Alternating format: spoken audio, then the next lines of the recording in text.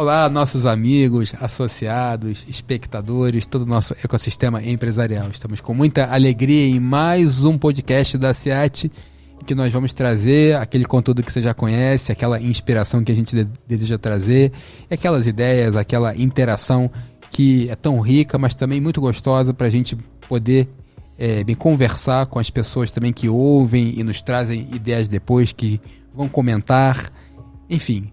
Tudo isso para enriquecer o nosso dia a dia, os nossos propósitos e missões enquanto associação, todo o nosso ambiente de negócios da cidade e nas interações com as outras. Estamos com muita alegria aqui e queria apresentar a nossa convidada de hoje, que é a Tereza Yoshiko, uma pessoa especialíssima que vocês certamente vão curtir muito, uma pessoa ligada ao agro, à agricultura aqui na cidade, especialista em lúpulo, pessoa que certamente tem muito para nos dizer hoje. Vou chamar ela aqui, dar as boas-vindas, agradecer a presença dela e deixar ela se apresentar. Bom dia, obrigada pelo convite, Felipe. É um prazer e uma honra estar aqui, poder falar um pouco mais sobre a minha história e um pouco mais sobre o lúpulo. Meu nome é Tereza Yoshiko. Eu nasci, fui criada em Teresópolis, eu saí para estudar, depois eu retornei aqui, e aqui eu fiz a minha família, e aqui eu criei e eduquei as minhas filhas, né? Eu tenho uma história de amor com a cidade, né? E gosto muito de ser uma cidadã teresopolitana, né? A minha história com o lúpulo começou recente, mas a minha história com a agricultura é uma coisa de longo tempo, que eu comecei há uns 30 e poucos anos atrás, né? Eu sou filha de produtores rurais japoneses, né, de descendência japonesa. A gente sabe o histórico dos japoneses aqui no país, pelo trabalho que eles desenvolveram em cima da agricultura. E a minha formação foi essa, né? Eu sou filha de produtores, depois eu me formei em técnico agrícola e fui fazendo vários trabalhos aqui dentro da cidade. Um deles, no início, lá atrás, até há pouco tempo um amigo meu me lembrou disso, que eu já tinha até esquecido que tem muito tempo, né? Foi de começar a fazer mudas em bandejas, isso há muitos anos atrás, quando todo mundo fazia suas mudas, os repiques no chão, onde tinha altas contaminações de pragas e doenças. Eu introduzia aqui dentro da cidade as mudas em bandejas, e isso deu um impulso muito grande, proporcionou um avanço muito grande à agricultura, porque antes as pessoas semeavam, né, tipo 20 mil plantas e no final colhiam tipo 5 mil plantas ali.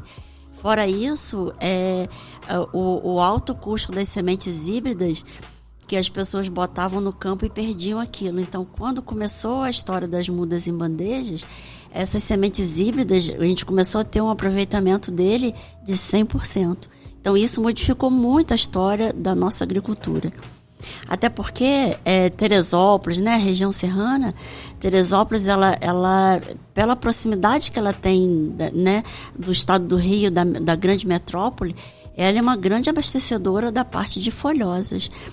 E nós conseguimos trazer vários produtos de outros locais, mas a parte de folhosas é muito difícil porque ela tem um tempo de vida muito curto. Então, a proximidade da cidade à grande metrópole faz com que a gente consiga abastecer o mercado com produtos de qualidade, né, coisa que nós não teríamos, e a quantidade também. Olha, interessantíssimo. E dentro dessa questão, você considera que para a cidade essa grande quantidade de produtores e toda essa pujança da agricultura é algo importante para o desenvolvimento econômico do município, mesmo sendo um produto que muitos consideram de baixo valor agregado? Eu acho importantíssimo, né? Eu trabalhei com semente de hortaliças por muitos anos. Eu tinha uma distribuidora de sementes E aí eu acompanhava o campo, eu conheço a maioria dos produtores aqui da nossa região e acompanhei isso por muitos e muitos anos. E o que a régua que pode medir tudo isso, né, que eu já ouvi vários comerciantes falarem quando a agricultura, quando o produtor rural ganha dinheiro, ele gasta, então todos nós ganhamos. E isso aumenta a economia do município. Quando o produtor não está ganhando dinheiro, não está vendendo bem, o comércio também cai. Então, assim, para a cidade é importantíssimo, não só para a cidade, né? Eu acho que, assim, hoje, quando as pessoas falam de folhosas, que a gente chama uma alface ou um agrião, o estado do Rio também é referência. Vem São Paulo, depois vem o estado do Rio. E a referência disso tudo hoje, dentro do estado do Rio, é o município, é o nosso município. Então isso é motivo de orgulho para a cidade, certo? Muito, muito orgulho, né? Existe um ranking de produção de folhosas? E você sabe em que posição que Teresópolis está no momento? Então, hoje a gente perde para a região de folhosas dentro de São Paulo. Teresópolis hoje, eu acredito que ainda continua em segundo. Nesse ranking, né? Teresópolis e os municípios em torno. Hoje, nós temos uma grande fábrica de minimamente processados, que a gente chama, né? Que abastece o Brasil todo e sai de Teresópolis. Nós temos aqui hoje a maior fábrica de hortaliças processadas da América Latina, que fica em Teresópolis. Só que hoje essa fábrica recebe essas folhosas de vários locais do Brasil, né? Desde do sul de Minas até mesmo do sul do país, vem para cá, é processado e depois é distribuído novamente. Sendo que essa região de São Paulo, isso é um conjunto de municípios ou tem um nessa região que se destaque? O que se destaca mais hoje ainda é Mogi das Cruzes, ali naquela região, né? É onde estão os produtores mais tradicionais, os mais tecnificados, mas Teresópolis também não perde nada por isso. Tanto que quando vem uma variedade nova, que é desenvolvida, né, de outros países, porque uma grande parte dessas sementes que hoje é utilizada dentro do nosso país, elas são importadas. Então, quando eles vão fazer a escolha dessa variedade, que a gente, né, de ver qual que melhor se adapta, Teresópolis sempre é citado e escolhido para fazer esses experimentos. Olha, muita gente não sabe disso, né? Isso tem que ser amplamente divulgado. Muito, né? Nós somos o nascedouro, é o lugar em que o conceito ele é testado. Nós somos referência. Referência para isso, olha. Referência no país e no mundo. Porque quando as pessoas vão falar qualquer coisa que seja ligada a essa parte de folhosas, eles citam o estado do Rio. Olha, maravilha, isso é motivo de orgulho para todo mundo. Com certeza. E para os nossos produtores, principalmente. Sim. Mas eu só perguntei isso porque, de repente, se a gente pegar a produção de município individualizada, sem os entornos, pegar só o que está no município de Teresópolis e o município de Mogi das Cruzes, por exemplo, pode ser que a gente fique ou muito próximo ou, quem sabe, até à frente, porque Mogi das Cruzes tem muitas cidades médias em volta dela e no eixo dela até São Paulo. Então, não sei, mas esse dado não existe um dado com precisão sobre isso ou existe? O dado que existe é do início, não do produto final, né? Do início que a gente fala assim, porque as sementes que é vendida por cada região, esses dados as empresas têm. Então, eu digo isso porque, por exemplo, nós podemos ter um produtor que plante em Teresópolis e que o sítio dele faça divisa com, por exemplo, Sumidouro, e ele tire a nota fiscal em Sumidouro.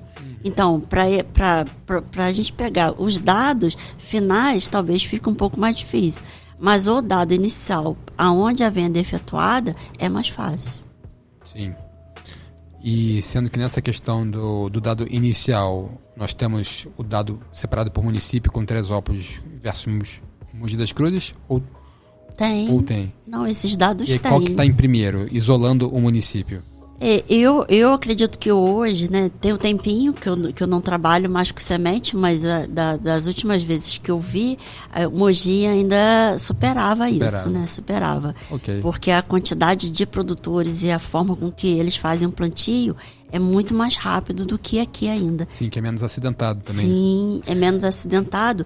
E eles usam mais tecnologia para que esse ciclo de produção ainda seja menor do que aqui, né? É importante também, então, a gente conscientizar, desenvolver os produtores para que essa tecnologia também alcance os produtores e isso gere um aumento da nossa produção.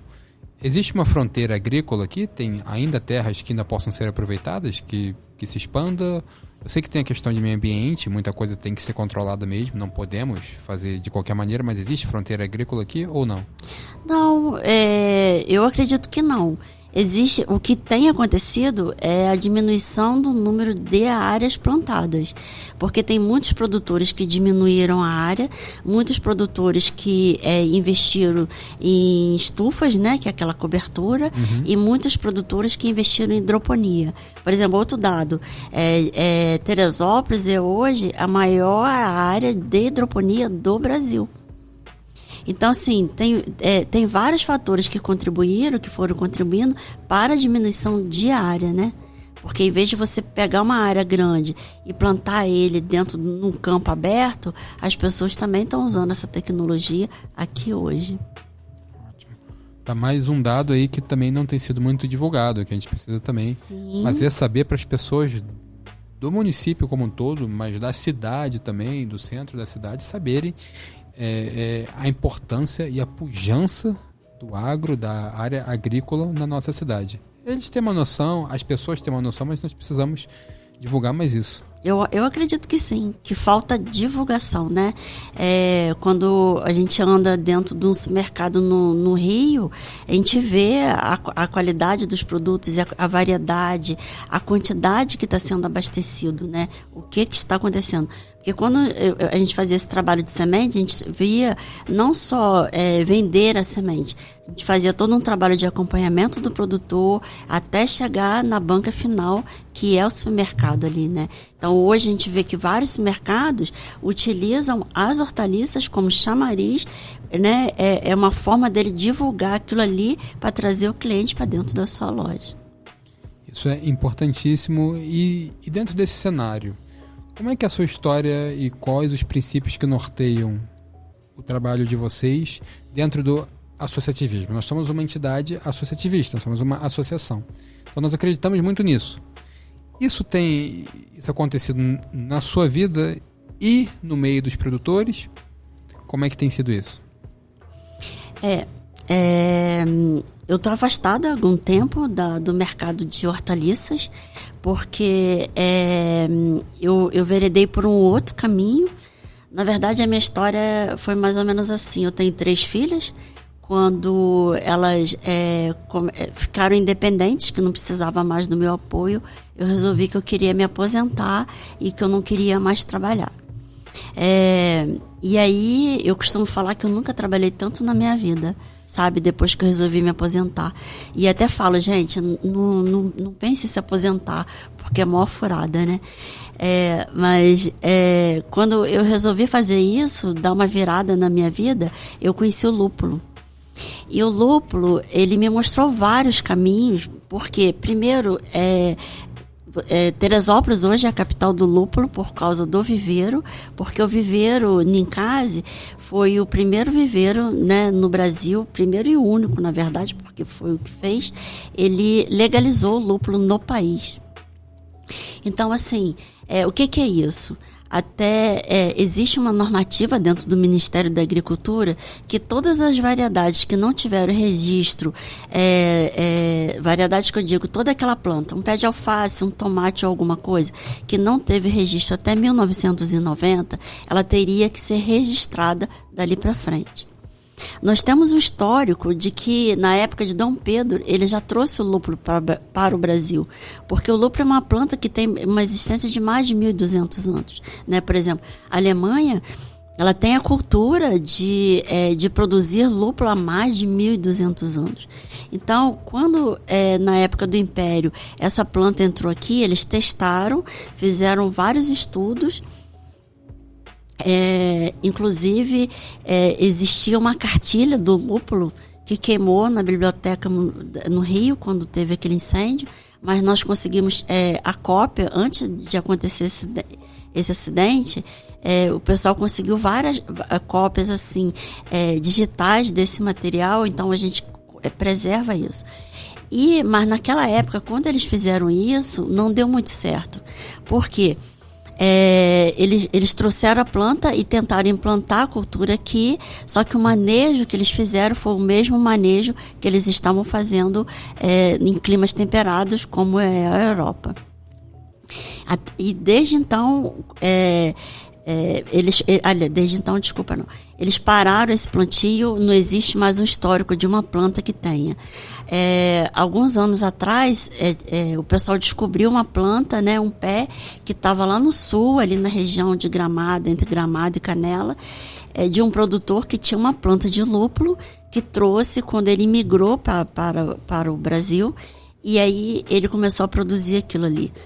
Então, há uns anos atrás, quando era na época da Antártica, eles tinham alguns produtores ali na região que produziam para eles também. E depois também parou esse histórico. E aí começou essa história de novo. Então, quando a gente foi levantar tudo isso, foi descoberto que o lúpulo era uma planta que ela não poderia ser plantada dentro do Brasil por causa dessas coisas. Não sei se você sabe também, mas o lúpulo também ela é prima da cannabis. Não que isso seja o agravante, né, dessa história toda, mas nós teríamos que começar todo um trabalho inicial disso tudo. E aí o viveiro, né, a gente descobriu tudo isso e começou a procurar por meios de poder legalizar isso. Então o meio da gente começar foi chegando até a Brasília. Para você ter uma ideia, a pessoa que conseguiu formalizar esse plantio de qualquer outra planta no país, o histórico que a gente tem, que ela levou 13 anos, porque a planta é importada como pesquisa, depois ela é colocada em vários locais para plantio.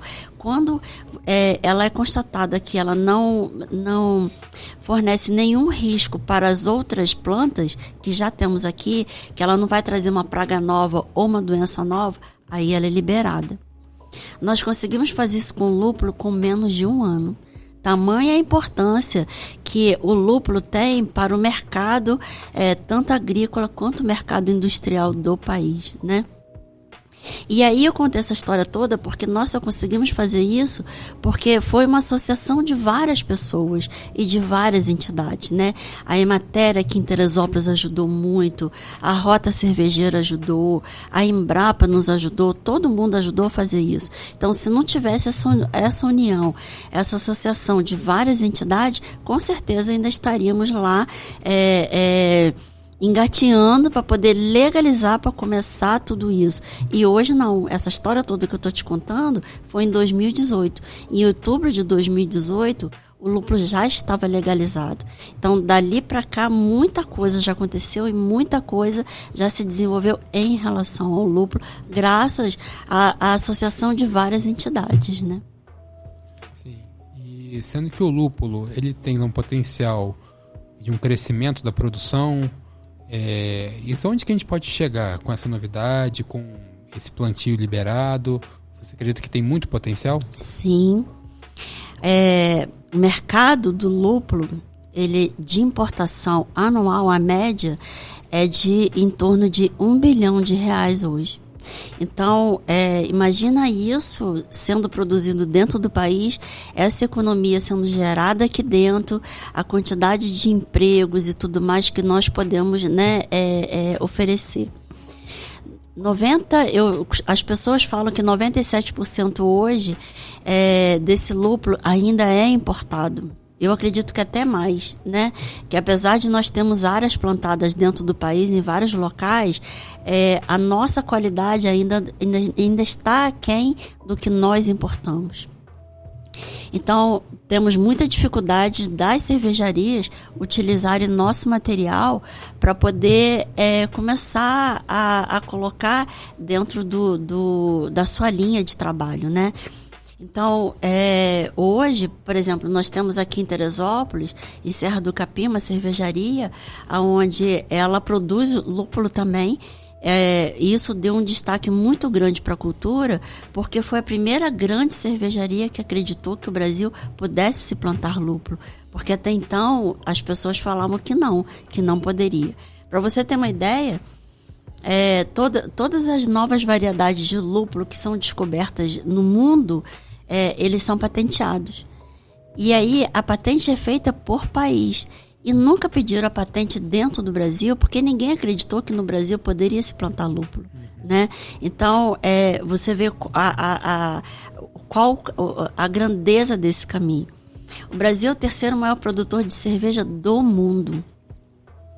Então, nós somos vistos por essas empresas que são produtoras de lúpulo com muito bons olhos, porque nós somos grandes compradores, né?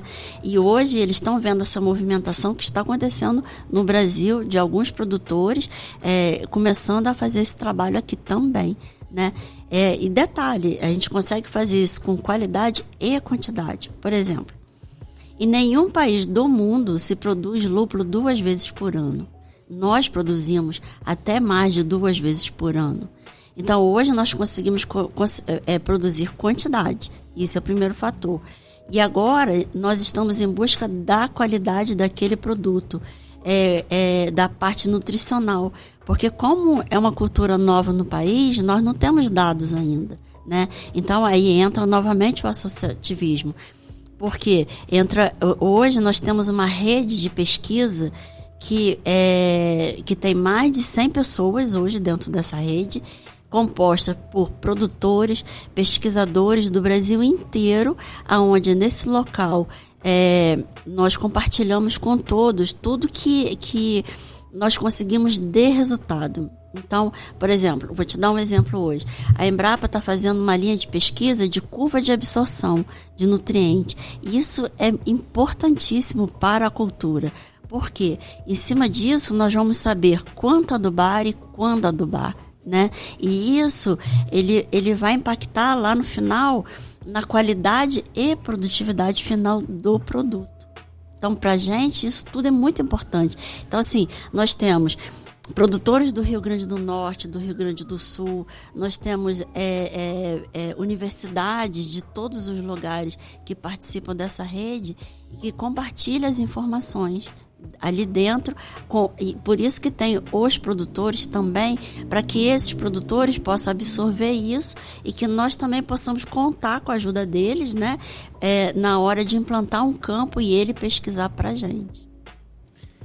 Uma coisa que me despertou uma curiosidade, você falou de alguns valores, mas para um produtor que está acostumado a trabalhar com folhosas ou com certas culturas que são mais consolidadas, clássicas, temos um histórico, se ele trocar para o lúpulo, ele vai conseguir vender melhor, o preço é maior porque temos menos pessoas, menos concorrência, não sei, aqui dentro, e ele custa mais caro porque está substituindo um produto importado. Existe vantagem para a pessoa que troca uma cultura pela cultura do lúpulo, financeiramente falando? A cultura, a diferença da cultura do lúpulo e da alface você plantou alface, dependendo da época que você plante ele, inverno ou verão, né, que os ciclos são diferentes, ele vai colher com 40 dias a média. Um lúpulo, ele vai levar no mínimo 120 dias para ele ter a primeira colheita dele. Começa por aí. O custo de implantação do lúpulo é muito mais alto do que o custo de implantação de alface. A grande diferença implantou uma vez, ele vai ficar ali no teu solo durante no mínimo 15 anos. Então, vou colocar uma média hoje, né? O custo de implantação de 1 hectare de lúpulo hoje gira em torno de R$300 mil. Só que esse custo de implantação, ele vai ser diluído ao longo dos 15 anos que ele vai estar ali produzindo. É uma planta perene, você colheu, ele vai brotar de novo. E você vai continuar colhendo ele ali. Diferente da alface. Eu nunca fiz até esse cálculo, Felipe, para saber, por exemplo, 15 anos plantando alface, quanto que seria ou qual que seria o diferencial. Por causa dessa preocupação, no início que a gente começou a divulgar a cultura, Nós recebemos o contato do Banco do Brasil até para fazer uma linha de crédito para o lúpulo, aonde o produtor pudesse ter um período de carência mais longo do que o normal e ele pudesse diluir o pagamento desse empréstimo ao longo dos anos, né? Eu não me lembro direito agora, mas o tempo de carência dele era de 2 anos, depois ele teria mais 10 anos para poder pagar isso tudo. Então, já é um grande caminho. Hoje nós sabemos também que existe linhas de crédito fornecido pelo BNDES também, além desse do Banco do Brasil, né? Sim, você entende que é interessante para o município ter mais produtores se interessando pelo lúpulo? Eu entendo que sim, né? O mercado ainda é muito grande.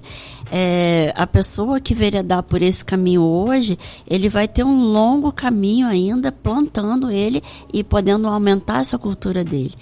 Pelos testes que nós fizemos aqui em Teresópolis, do lúpulo colhido aqui, a qualidade de lúpulo de Teresópolis é superior até aos que o pessoal importa. Agora, tendo que sempre lembrar do seguinte, né? O nosso mercado comprador são as grandes indústrias. E essas grandes indústrias hoje, ele já tem um fornecedor que atende ele da forma profissional que ele precisa. E aí, esse produtor que vai veredar por esse caminho, ele também precisa se adequar a isso. Pensar que ele vai fornecer o mercado de indústria, mas que também vai receber e vai ser olhado com outros olhos, não só como produtor, mais exigente. Um controle de qualidade da indústria cervejeira é diferente do abastecimento rápido de supermercado, de hortifruti grangeiros, que vai ter um controle de vigilância sanitária, tudo, mas de repente muito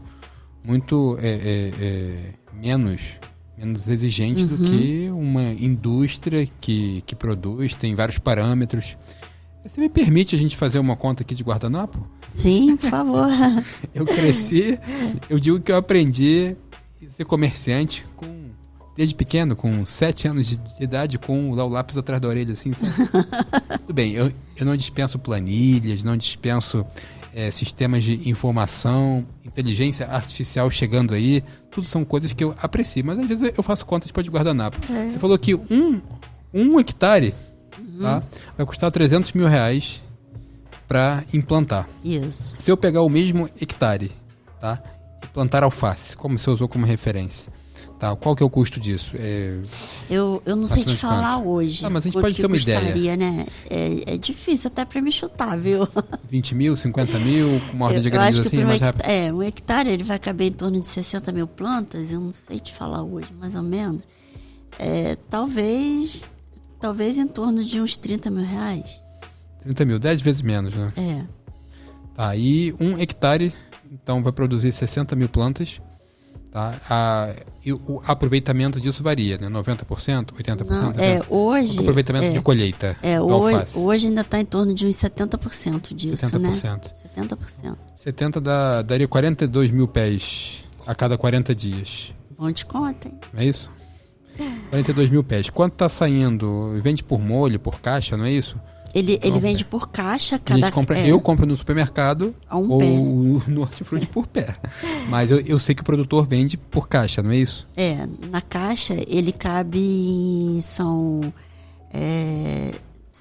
peraí, deixa eu ver. São 18 pés numa caixa.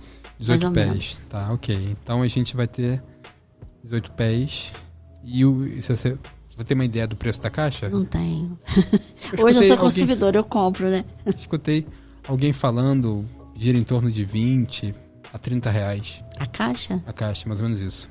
Podemos então colocar 25 reais. Então, 18 mil pés. Não, 18 pés por caixa, são 42 mil num hectare. A gente vai ter aqui 2.300 caixas aproximadamente. É R$25, nós estamos falando de um faturamento, então, de... rapidinho, gente, 30 dividido por 4... 55 a 58 mil reais. Ok? Ok. Ok. os produtores podem me ajudar a aperfeiçoar essa conta. Fica aí o desafio. Agora, o lúpulo, você vai ter os dados mais precisos. O lúpulo é mais fácil. Vai ser bom isso aqui, então. Então, vamos lá. Aí, no hectare, que eu consigo 2 safras por ano, em média. Quanto que eu colho de um hectare? No hectare, você vai colher... Porque o lúpulo, ele sai do campo verde, ele tem que ser secado, processado e tal. Ele vai dar em torno de 670 quilos por safra no hectare. E aí você tem 2 safras, vai dar 1.000...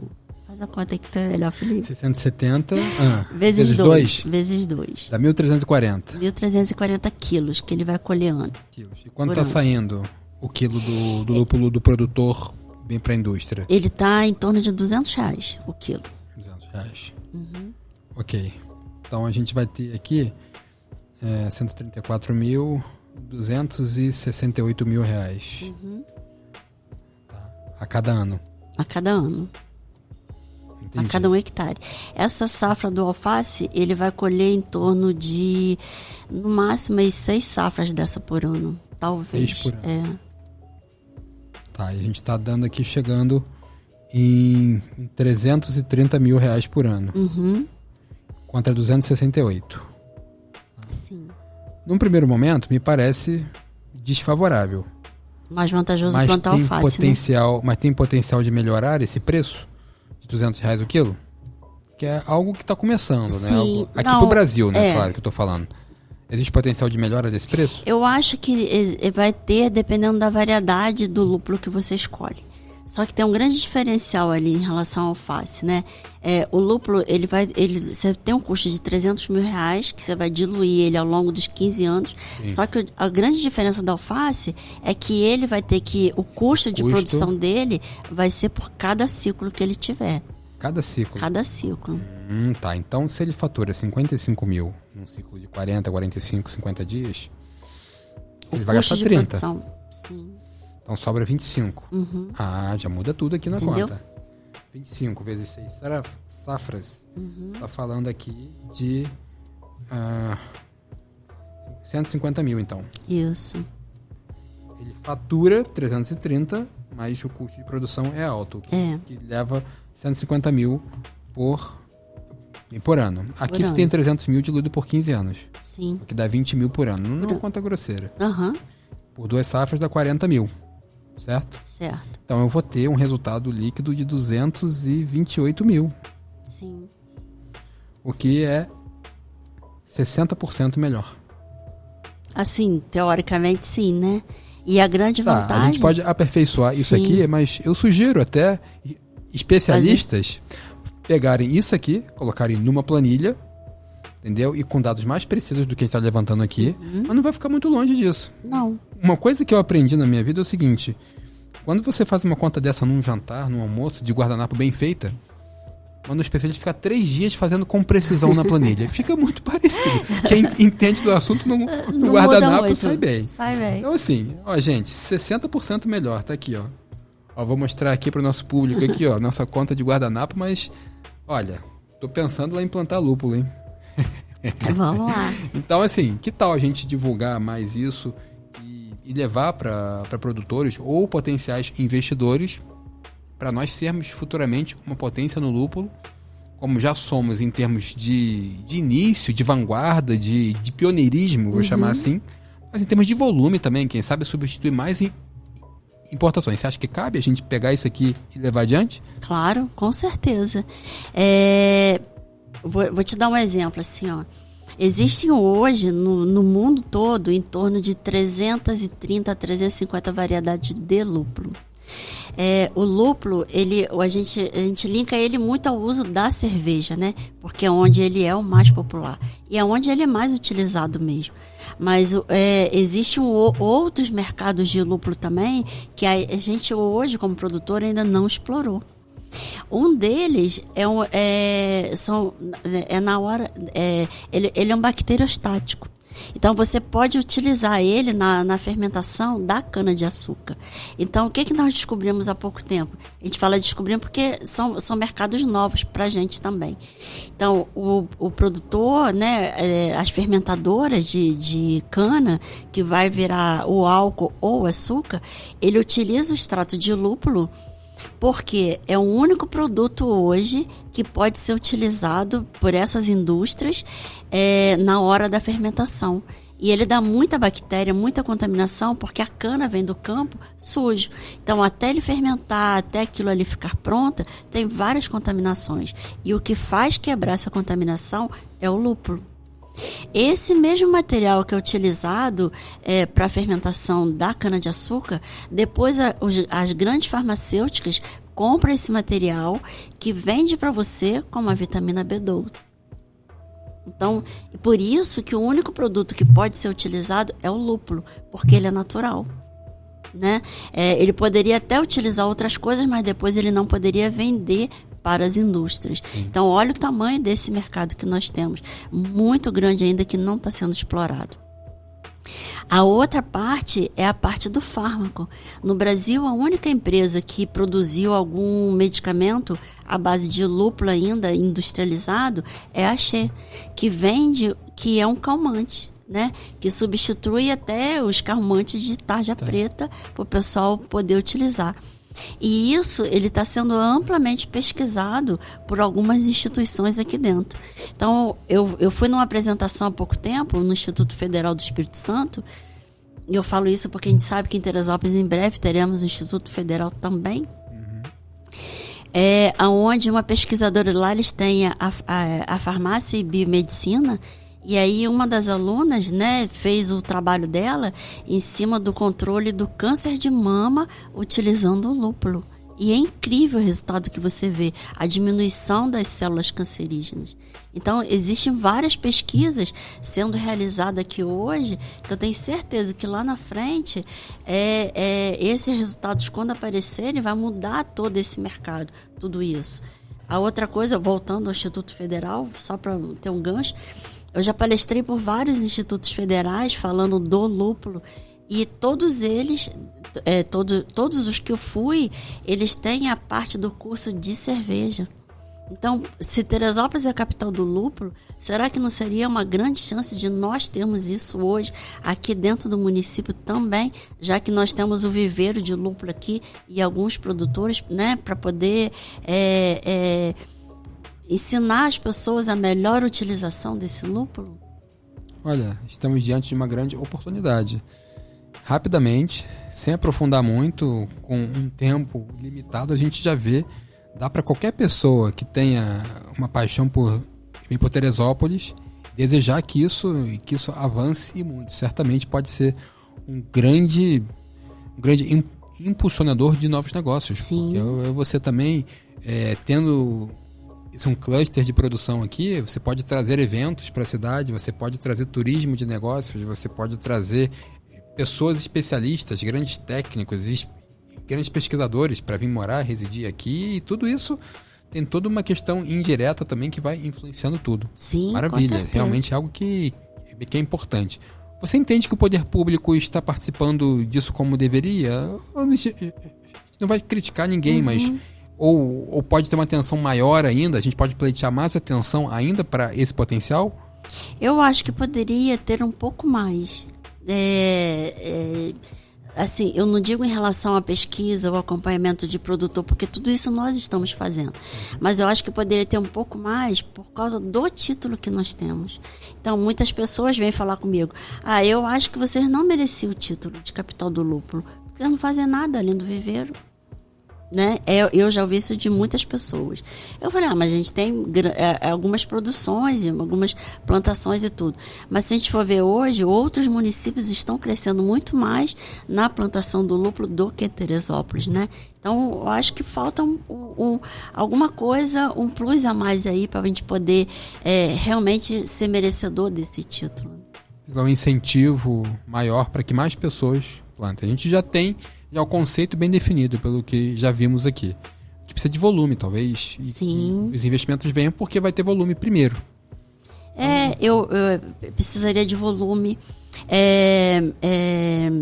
Eu acho que precisa de pessoas, né, que estejam mais interessadas realmente de falar de lúpulo, não só eu ou a própria Ana falando de lúpulo, mas ter mais pessoas aqui dentro brigando por isso tudo e falando, né, que poderia crescer, o que pode trazer de benefício. Porque, assim, eu costumo falar que eu falo muito da parte técnica do campo, falo muito de campo, de produtividade, de produção. Mas existe uma outra vertente que é a parte do turismo, do agroturismo relacionado ao lúpulo, que nos outros países e outros locais funciona super bem, né? Por exemplo, eu já vi em Petrópolis, o pessoal agora está fazendo uma plantação de lúpulo onde vai vender um ticket para você passar o dia dentro desta plantação e fazer um piquenique. Sabe, hoje a gente não tem isso aqui em Teresópolis ainda. Então, acredito que a pessoa que investir nisso e fizer isso vai realmente trazer algo muito inovador. Temos uma área lá no sul que o produtor tem 10 hectares de lúpulo plantado. E agora ele está montando um spa dentro do lúpulo. E aí esse spa, você fica dentro de uma banheira de cerveja, né? E toma banho de lúpulo e vivencia aquilo ali no dia a dia. Nós também não temos isso aqui ainda hoje. Então, o que pode vir a crescer em cima disso tudo é muito grande. Olha, tem um potencial para muitos negócios correlatos que vão surgindo, mas só são possíveis se tiver o embasamento. Sim. Se a indústria ali com o seu embasamento vai criando o seu ecossistema. Uhum. Então, nós não temos que olhar só o que eu fiz aqui, que é a produção por si só, mas como que isso pode desenvolver todo um ambiente em que vão fermentar. O que muda, né? Essa palavra cabe bem, fermentar. Sim. Fermentar outros negócios surgindo.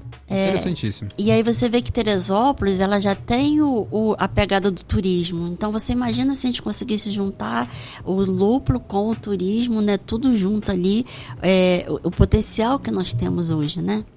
Sim. E aí eu também não sei se você sabe, mas existem 9 capitais de lúpulo no mundo. E Teresópolis foi a 9ª. Então, todas as minhas apresentações e as palestras que eu costumo fazer, eu coloco muito isso, falando Teresópolis é a 9ª capital do lúpulo do mundo, gente, sabe? E assim, eu vejo que para as pessoas, porque as minhas palestras são feitas pelo Brasil todo, e eu vejo que as pessoas têm orgulho de falar que o Brasil tem uma cidade que é a capital do mundo, né? Do lúpulo.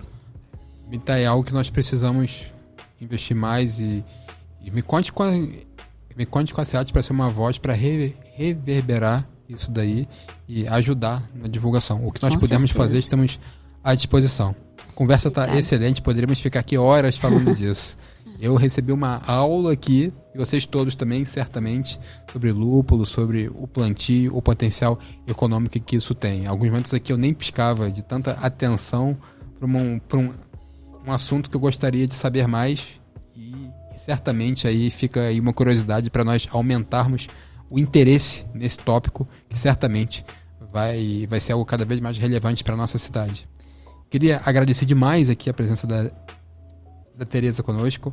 Foi uma conversa muito enriquecedora, que temos outras conversas em outros ambientes e fóruns para que nós possamos somar forças nesse processo de alavancar essa nova cultura que promete muito. E eu queria deixar um tempo aqui para você deixar uma mensagem de encorajamento, de inspiração para o público. Você falou o que você quiser para a gente se despedir com algumas pérolas e pepitas aí faladas por você para o nosso público, ok? Obrigada, Felipe. Obrigada pela oportunidade de estar aqui, poder falar um pouco mais sobre o lúpulo, divulgar um pouco mais. Ao longo desses anos, o trabalho que eu tenho feito é de divulgação do lúpulo, né? E eu faço isso por todo o Brasil. Com palestras ou com qualquer coisa. Eu queria compartilhar aqui com você que hoje é um dia muito importante para o lúpulo e para mim, com certeza, porque hoje a Embrapa está fazendo 51 anos. E a Embrapa, ele divulga um anuário, né? Ele está divulgando um anuário esse ano. E aí, na capa dessa revista, são os grandes feitos que foi implementado, que foi pesquisado e que realmente revolucionou a agricultura no país, né? Alguma coisa que tenha um destaque muito grande. E a contracapa dessa revista desse ano, ela está falando de lúpulo. Então, assim, ao longo desses 5 anos eu vim divulgando, falando, mostrando um pouco do trabalho que a gente vem realizando. E saber que hoje esse anuário está sendo entregue para várias pessoas no Brasil inteiro e que coloca, né, a capa de Teresópolis através da minha imagem, falando de tudo isso, de todo esse trabalho, é motivo de muito orgulho. Eu acho que para todos nós, não só para mim, né? E isso é importante porque ele abre outros caminhos, porque fazer pesquisa ou fazer montar campo, ou qualquer uma dessas coisas hoje, ainda é uma coisa muito cara, né?